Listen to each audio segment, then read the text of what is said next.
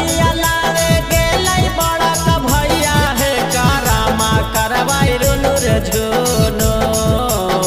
कारामा के डढ़िया लावे गेलै बड़ा का भैया है कारामा करवाई रुनु रे झुनो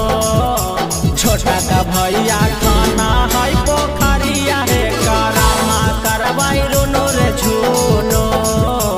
छोटा का भैया खाना है पोखरिया है कारामा करवाई रुनु रे झुनो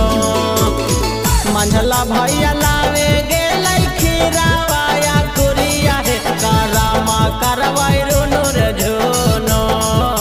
संझला भैया लावे गेलै खीरावाया कुरिया है कारामा करवाई रुनु रे झुनो चलाए साथी फूल लोड़े फुलवाड़िया है कारामा रे करवाई रुनु रे झुनो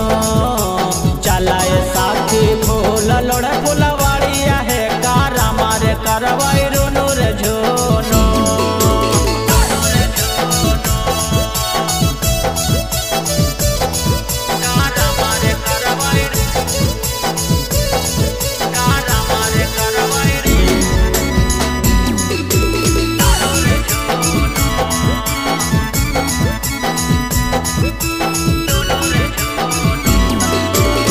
मटिए के बनाई शिवा गौरा के मूर्तिया है कारामा करवाई रुनु रे झुनो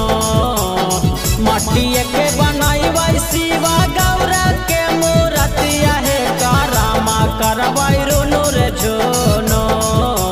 सांझ के बेरा बारह दिया बतिया है कारामा रे करवाई रुनु रे झुनो सांझ के बेरा बारह दिया बतिया है कारामा रे करवाई रुनु रे झुनो हथवा पकड़ी भैया टपा है पैना पोखरिया है कारामा रे करवाई रुनु रे झुनो हथवा पकड़ी भैया टपा है पैना पोखरिया है कारामा रे करवाई रुनु रे झुनो भैया ले मांगवैला बाऊ मारिया है कारामा रे करवाई रुनु रे झुनो भैया ले मांगवैला बाऊ मारिया है कारामा रे करवाई रुनु रे झुनो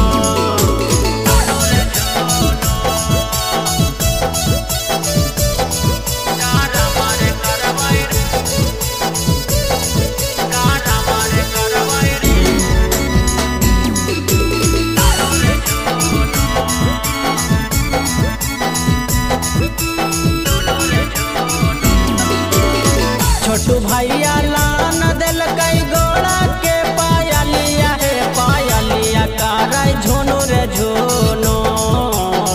छोटू भैया लान दिल कई गोड़ा के पायलिया है पायलिया कराई झुनु रे झुनो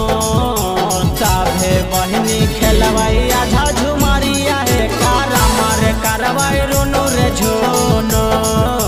साभे बहनी खेलवाई झुमारिया है कारामा करवाई रुनु रे झुनो निशु भैया लान दिल कई गलावा के हरावा है कारामा रे करवाई रुनु झुनो